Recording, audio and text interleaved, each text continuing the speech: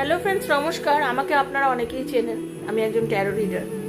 তো ব্যাপারটা হচ্ছে যে অনেকেই আমার সাথে যোগাযোগ করে এই 7439693015 এই নাম্বারে, যেটা আপনারা দেখতে পাচ্ছেন এই নাম্বারে।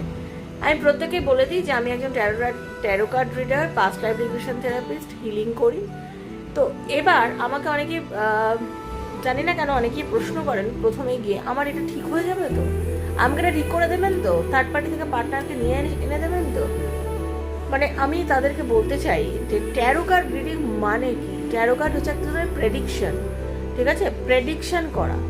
একটা মানুষ প্রেডিকশন করলেই তার জীবন বদলে যায় না, কিন্তু আপনি আপনার ভবিষ্যৎ জেনে নিজেকে সতর্ক করতে পারেন, নিজেকে গুছিয়ে নিতে পারেন, নিজের ভবিষ্যৎটাকে আরো সুন্দর বানাতে পারেন।